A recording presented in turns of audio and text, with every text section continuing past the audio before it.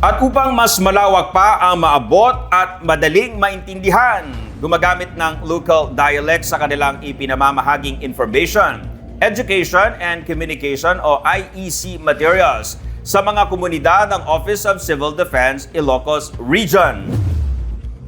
Paliwanag ni OCD Ilocos Region Director Lawrence Mina, sa kapihan sa Ilocos ng Philippine Information Agency, kailangang maitaas ang kaalaman ng mga komunidad sa pamamagitan ng paggamit ng mga relatable at accessible materials.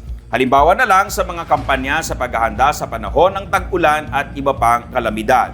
Ayon kay Director Mina, pinalalakas ng OCD Ilocos Region ang kanilang IEC initiative para mas maraming komunidad ang matulungan. Sa mga tarpaulin na ikinakabit nila sa mga barangay hall, mga opisina sa munisipyo at eskwelahan patungkol sa paghahanda at pag-iingat sa baha at landslides, tadtad ng visual reminder, simple ang paliwanag sa local dialect na akma sa sitwasyon at lugar. Naglabas din ang OCD Ilocos Region ng mga video sa salitang Ilocano na mapapanood sa mga LED display sa pampublikong lugar. Ayon pa kay Director Mina, bata man o matanda, madaling maiintindihan ang mga babala, lalo ng mga video na naisalin sa wikang Ilocano.